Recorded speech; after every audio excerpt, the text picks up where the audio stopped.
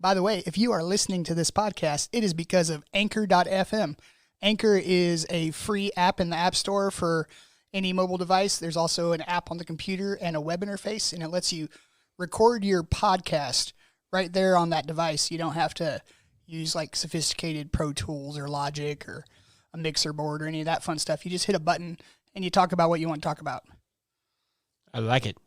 I like it too. It's really exciting because you can make a podcast and it distributes it to like 12 or 15 different podcast services all at once on their end. You don't actually have to like go submit it to iTunes or something like that. That is super convenient. It is super convenient. It's great. And you can do sponsorships, so you can do like little promotional commercial type stuff, and then they give you some money. Yeah. Which money is nice. It gets things and stuff. Correct. Yeah. Highlights. Free app. Easy distribution. Instantly record. Done. Yeah. Anyway, back to what we were talking about. So here we are on the, we don't have a really solid name for it yet, but I'm thinking about calling it the Clever Wi-Fi Name Podcast because we have not come up with a clever name for our Wi-Fi where we live. My name is Adam, and this is my brother Corey. Hello. And one of my favorite things about my brother Corey is that he has really crazy, vivid dreams. Mm-hmm. And at one point in his life, I know that he like kept a journal of them and wrote stuff down all the time. I even kind of illustrate them like comic book style.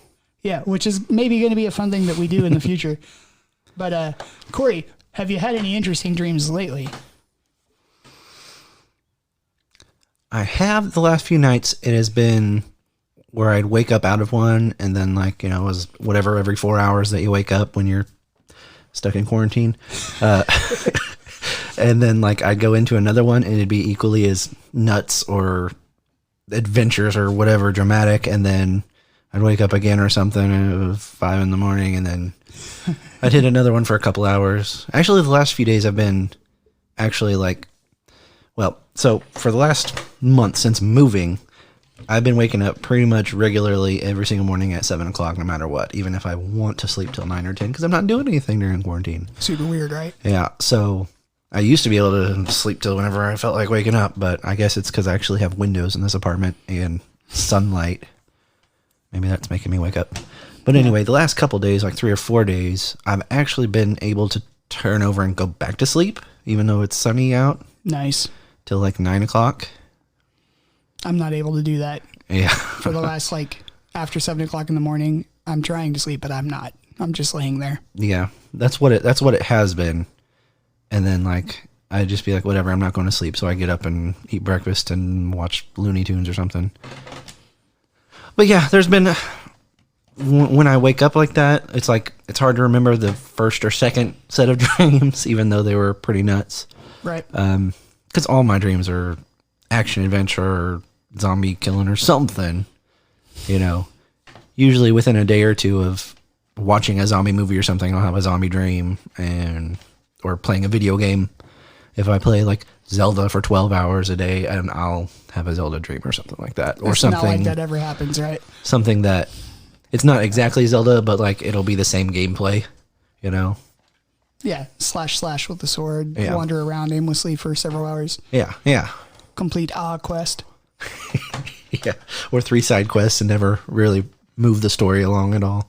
Climb around inside of a giant robot lizard. It happens. I've seen it. It's wild. But yeah, so what's the dream that you remember most recently? Walk us through the chaos that is your dream life. Okay, so I think I've told you about this one because it was pretty weird. So we were in our Grandma Page's old house, Grandpa Page's when he was alive. Which happens to be right across the street. Yeah. But yeah. And it was, still in the house mode, not in the rubble that it is now. But we were in there and it was very ominous and spooky in there, lights are dim and whatever's happening. For some reason, I could tell that it was like a dream in a dream. Like I don't know. But it was based around, Nightmare on Elm Street, Freddy Krueger style. Sure. But I haven't watched that since I was a kid, probably. So maybe in that house. Yeah. So I don't know where it came from, but so yeah, it was me and this group, 2 other guys, 1 girl, typical horror movie group. Right. Scooby-Doo gang style.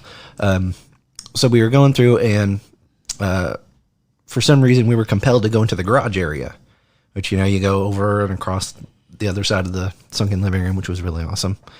It was good remembering the house. Yeah, it was nice. But then we went to the never garage go into area. The garage. That's always a mistake. That's where the sharp things live. Yeah. There was, glowing red around the door and whatever. It's like, we should do this. Yeah, very scary movie style That where ominous it's like burning light means we should go there.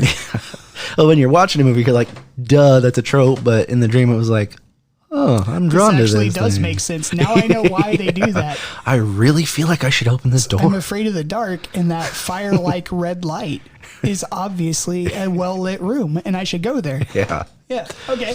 So we open this door and we go into it. And at first it's nothing. It's the old garage like we used to know. 2 big old doors, and you turn left around the corner a little bit and there's the extra machine shop and whatever. Yeah, they're all the tools and everything.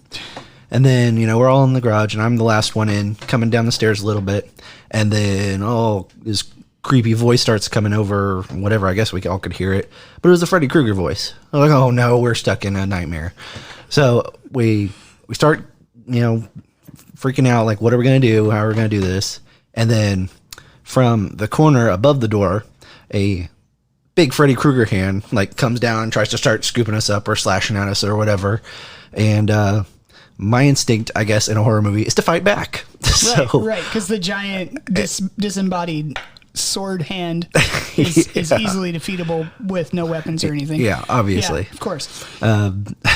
All we have to do is show it that we're confident, and it won't be afraid of us. Yeah.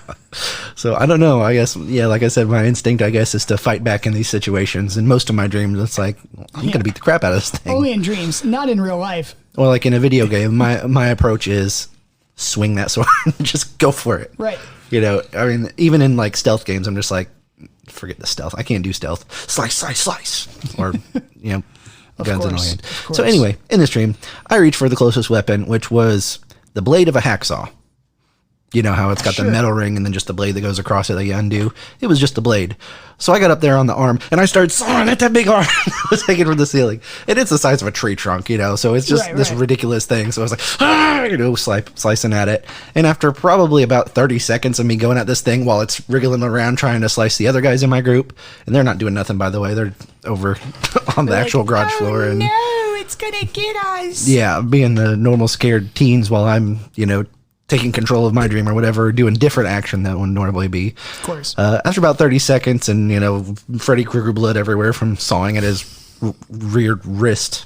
That might be a metaphor for something. Anyway. The hand. Knock it off or I'll suicide you, Freddy hand. The hand shot back up into the ceiling, and then I heard his voice or whatever, and he goes, oh, it's time for round 2. So I'm like, oh boy, we made it to the next level. How many levels are this thing? How long do we have to survive? Blah, blah, blah, to get through the dream. Like it's a video game, of course. And so the whole room... Did it answer you? Did it tell you how many rounds? No, okay. But like the letters came up and said level 2. Like above our heads, it just, said it like a video game. And so the whole room turned red, like blinding red light kind of. You could still see the floor and kind of the walls. And then it faded down into like a forest area. So we were in a forest now, even though we were still in the garage, which is kind of weird. Like a, what do you call it? From Star Trek, the holodeck. Yeah, it was just like that, where it was expanded space, but you're still in your garage. You are. Right. So that came up, and then we were supposed to, I guess, select our next bad guy to fight. So it was kind of like, Ghostbusters, where he's like, choose your destroyer or whatever. And, of course, they choose a Stay Puft Marshmallow Man. For some reason, somebody in our group chose a village.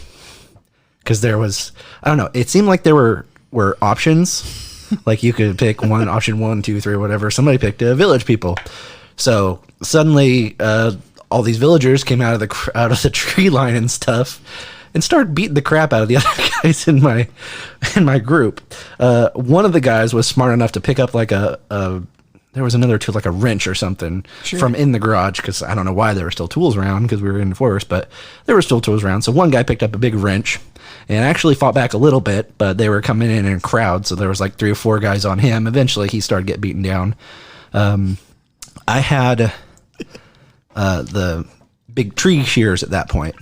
Grabbed it off the wall, which was to the right side of the inside the door. Sure, of course. I don't know why this all matters, but I grabbed those shears and I started stabbing people. Nice. You know, like horror style, like in the chest or whatever, and blood. But so yeah, I was fighting back successfully. The other guy was trying fairly unsuccessfully, and then the girl and the other dude were on the ground getting kicked by these villagers, just like a circle around them, just kicking them. And then there were like a space between the circle of people around him and the other villagers who were just like watching and kind of cheering a little bit. Like, hey, get him. Sure. And some of the village ladies had their kids with them. They're all watching. It was weird. But yeah, we started fighting back, and, you know, I'd run over there to where the girl was getting kicked and, you know, kick them off or whatever. After about probably 5 to 10 minutes of just going nuts on these village people, everything vanished again. I went to green room this time instead of red, and it went to level 3. And Of course. we were getting pretty close to the end of the dream, and I can't remember exactly what the third level was, but it wasn't as involved. We were back in the garage area, and let's see, what was it? Something small, like crawling around on the floor of the garage, Gross. like snakes or something. Like tiny penguins. Something, but it was like it was miniature something. Oh, gosh. And there was a bunch of them coming in, like the open garage door. Can't remember what it was though, but they were small enough to like stomp on and kick. But there was a lot of them, so I don't know. We may or may Snakes not and have made bugs. it out of that. I'm pretty sure I woke up after that. Right after dying. Yeah, might have died. Yeah, But you never know.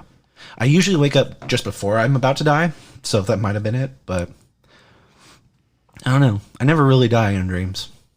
I might get to a point where I'm about to die, or like where he's about to like slice me or something, and then I'll either wake up or I'll restart. Oh, that's super exciting. As if I had an extra guy and I was like, okay, I know not to go down that path this time, and I'll go down another path. You respawn in your dreams. Yeah, That's sometimes. creepy. I had one reoccurring dream where it was a zombie zoo, and I had to. The object was to save. There was like a group of people inside that I was supposed to save, and it was, I think, just me trying to infiltrate this zombie zoo.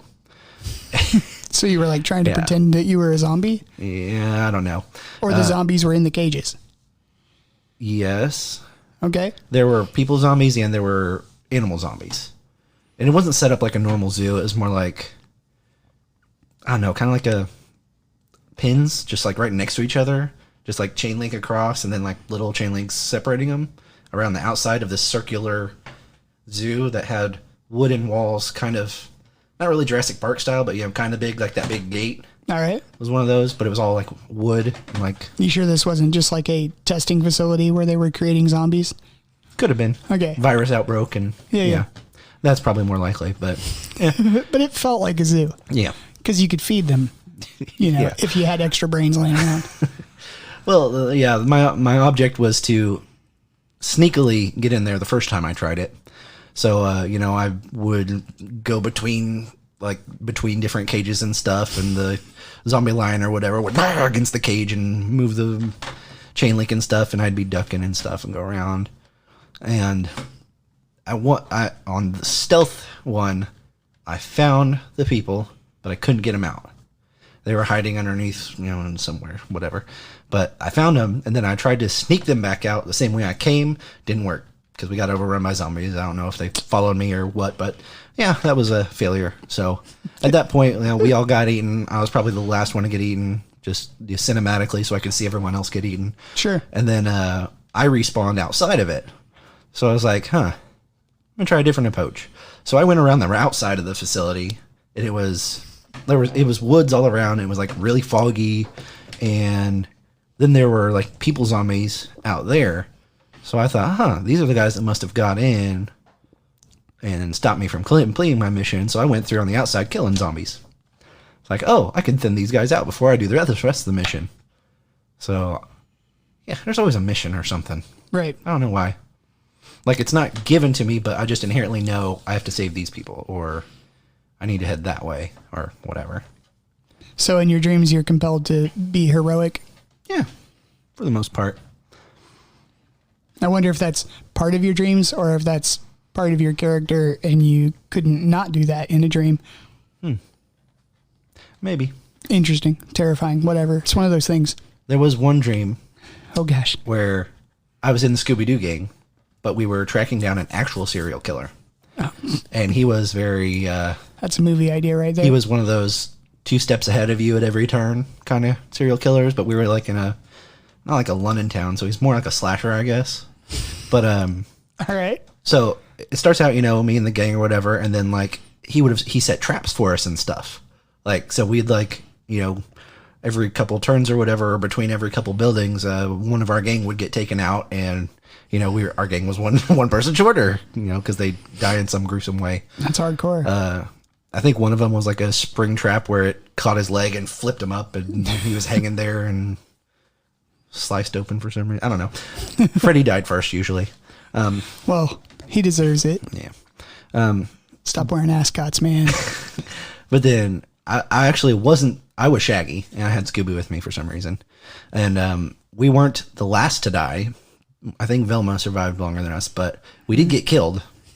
But then when I respawned as the slasher guy, and so I was setting the traps and like seeing it from the other side, as if you were watching a movie and then you watched a movie from the other dude's perspective. And I was setting the traps and killing these guys, even though I wouldn't kill anybody. I'm always the hero, but like I was compelled to kill these Oh kids. gosh. And at the end, the last guy that I killed was Shaggy, which was me. So like I saw me killing myself. It was nuts. That's wild. Yeah. Did you have your own face? Like, were you I looking did. at your face when you were killing you? I was looking at Shaggy's face, but Yeah. it was Shaggy, but I was Shaggy. So it was like that weird. That's crazy. That should be a movie. Yeah, no, that'd be a good movie. I would watch the movie where the hero from the beginning is the villain Yeah. the whole time. Schizophrenia. I like those where it goes back and shows you where he was during each scene or whatever. Where like how he was, saw you doing this or whatever from the corner and stuff. Yeah, that'd be crazy. I feel like there was a movie that was really, really bad called House of Wax. It was a remake, but from a lot of the movie, you were looking at from the vantage point of the guy that was killing people. I don't remember. It might have had Paris Hilton in it for some reason. Yeah, that sounds right. I'm sure she died. I've 'cause heard of it, That would but be I the only haven't seen reason it. I'd put her in a movie so that she could die. She's definitely not going to be the hero. She's like, oh my God, did I just win? Like, nope, you did not. No, you're still in the dream. Sorry. Nice. Well, that was fun. And we will come back in a couple of days and probably do another weird series of Corey's dreams. I'll have to write it down this time and Yeah. make sure I bring it to the table. Thanks for joining us for the As of Yet Unnamed podcast. And have a great night. All right.